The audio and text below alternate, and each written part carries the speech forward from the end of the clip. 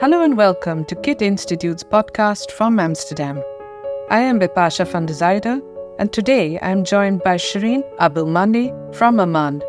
Shereen is the Secretary General of the Gaza Health Initiative. This year, Kid joined forces with the Gaza Health Initiative to support local solutions to address the rebuilding of Gaza's health system, which has been brought to its knees. Shereen has worked in the healthcare sector for over 15 years and is one of the founders of this initiative. Welcome, Shereen, and thank you for joining this podcast via Zoom today.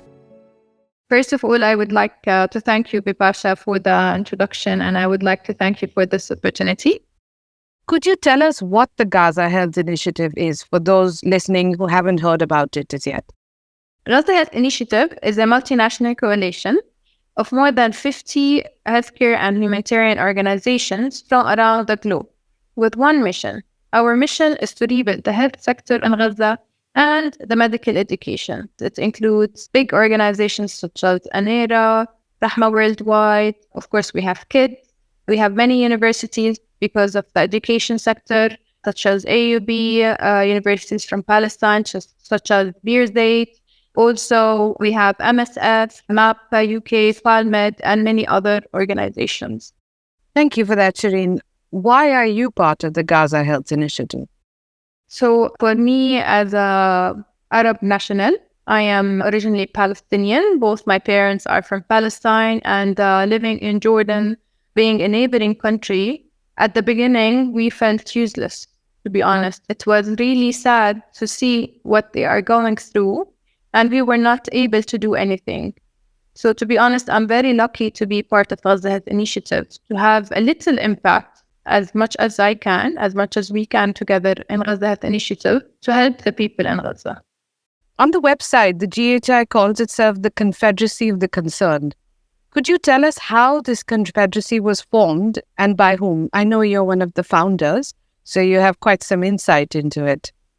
We at Gaza Health Initiative act as a facilitator, or you can call us an aggregator, in which we connect all our partners with each other to join forces in their projects and plans.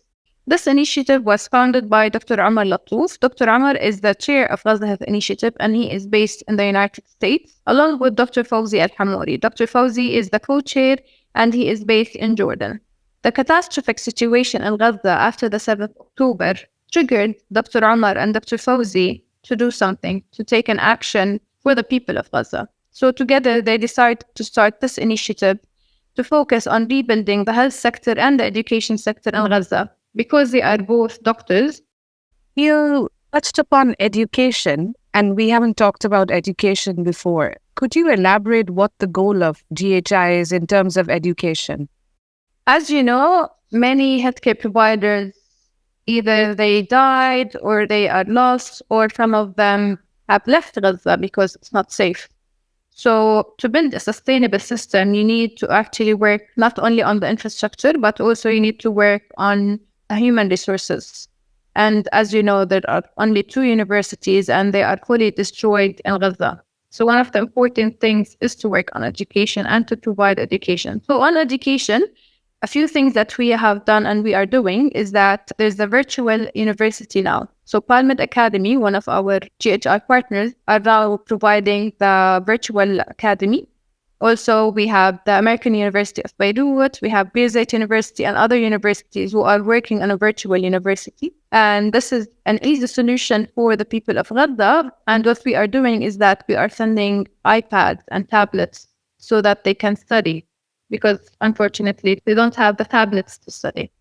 Also, we are collaborating with universities in Gaza, such as the Islamic University and Al-Aqsa, so that the students be accredited, so that the online education that they're taking be accredited at their universities.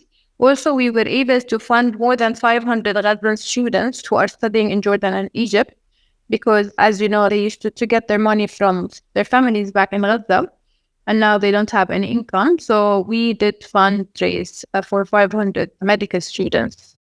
It's very interesting you say this, Shereen, because in the news, you don't see that people are still trying to carry on with their lives.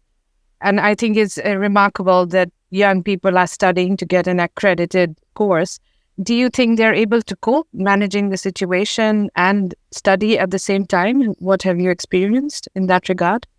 So from what we are experiencing, when our medical missions go to Gaza, those who are helping them are either residents or they are medical students who didn't finish university. So these students took the time, took the risk to stay in the hospitals. Yes, they are learning from the medical missions. So yes, they are getting training from our doctors who go there. But at the same time, they are devoting their time, their effort, and they're not getting paid. So yes, these students are willing to study, and they do know that it's important to rebuild the healthcare sector, and they want to go back to Gaza, like those who are in Jordan or in Egypt. They're not planning to stay out of their country. They want to go back to their country to rebuild the sector there. One of the first things that the Gaza Health Initiative did was to commission a report to assess the needs of the healthcare sector. Could you tell us some highlights from what this report found? One of the main outcomes of the first conference that was held in Jordan under the patronage of His Majesty King Abdullah II, the conference was cited the first international conference to rebuild health sector in Gaza. So one of the outcomes was the Future of Gaza Health Needs Assessment Report. This report was launched in February 2023, but this is a dynamic report. As you know, the attacks are still ongoing and it keeps on changing. So this report is segmented into different sectors. First, it covers an overview of the healthcare sector in Gaza pre-attack, so before the 7th of October. And then it includes the impact on the health system post the 7th of October. So this is the changing part because of the ongoing attacks. And part 3 is the future of health requirements. The future of health requirements is segmented into 4 phases. So there's the response phase, the transition phase, the rebuild phase, and then the sustain phase. So we need to build a sustainable healthcare system to make sure that what we have built is sustainable. Your hospital, the specialty hospital in Amman, sends missions, as you've already mentioned, of doctors to Gaza. What do they see? Are the needs that have been mentioned in the report, are they changing very rapidly to keep up? Do you have to constantly keep updating these needs? Or is there some sort of stable set of needs that need to be fulfilled? So the specialty hospital have been sending medical missions since January, still ongoing, and it's done in collaboration with several of our GHI partners. And what we do is after every mission, we meet with these doctors. First, to welcome them and to thank them for volunteering and risking their life to go to serve the people of Gaza. And second, for them to share with us their testimonials, to encourage other doctors and nurses and anesthetists to go back to Gaza. And from what we hear from their testimonials, to be honest, first, it's heartbreaking, it's frustrating, but yes, it is aligned to the findings from the report. And as you said, it is basic healthcare needs. We're not looking for luxury healthcare services. We're looking for the basic needs for living. What are some of the biggest obstacles they are experiencing or you are experiencing in fulfilling these needs? Of course, one of the main obstacles is the ongoing attacks, especially on the healthcare sector in Gaza. So having all these ongoing attacks stops us from repairing and rebuilding the damaged hospitals. The first thing that needs to be done is ceasefire to be able to rebuild the healthcare sector. Another big obstacle that we have is that there's no open corridor for the entry of any aid. So we need to have official entry points, easy access for the entry of everything. First, medical aid, medical supplies, medications, food, hygiene supplies, so that they can have basic life for the humans in Gaza. Also, another obstacle is that, yes, we want to rebuild the healthcare sector and the medical sector and the medical education sector. These huge projects need a lot of funding and a lot of cooperation on the international level, not only on a national level. And also these sectors, they lack the infrastructure. So they don't have sewage system, they don't have clean water, they don't have electricity. So for us to start building, we need to first have the infrastructure in place. How do you think international partnerships in these conferences help with dealing with these challenges? First, the main role of GHI is to work as an aggregator. So in these conferences, it's an opportunity to connect and network between the partners who work or who are planning to work in Gaza. So mainly after they network and connect, we have live sessions in which we brainstorm for solutions and we come up with action plans. So I would like to give you an example. At the conference in Jordan, we had more than 500 participants in person, around 200 virtually, and we had around 150 organizations. And this was a great networking platform.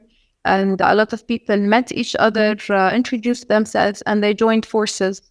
And what do you hope to achieve with the conference in Amsterdam? So first of all, we hope to increase awareness about Gaza Health Initiative in Europe and in that part of the world. So not only in the Middle East, because the first two conferences was in Jordan and in Lebanon. So it would be a great opportunity for people to know what is Gaza Health Initiative, what our partners are doing, what is our aim together, and also to involve and to invite more partners to join forces with us to rebuild the healthcare sector in Gaza. So one solution is to give funding to those orphans who still have relatives in Gaza. So they will be living with their families. But unfortunately, some have lost all their family. So we need to provide shelter, education, food, medicine, and they are currently collecting the statistics of these orphans. So they are collecting them by age, by gender, and this should cover them until the age of 18 years old. Another project is the field hospitals. Field hospitals is a very big and expensive project. As you know, we do have several partners who are working on field hospitals, but for them to operate in Gaza, they also need to have 5 years running cost covered by them. And this is a very important solution for the currently damaged hospitals. Also, in phase 2, we want to repair the partially damaged hospitals. For the long-term phase 3, we are looking to rebuild a sustainable healthcare system.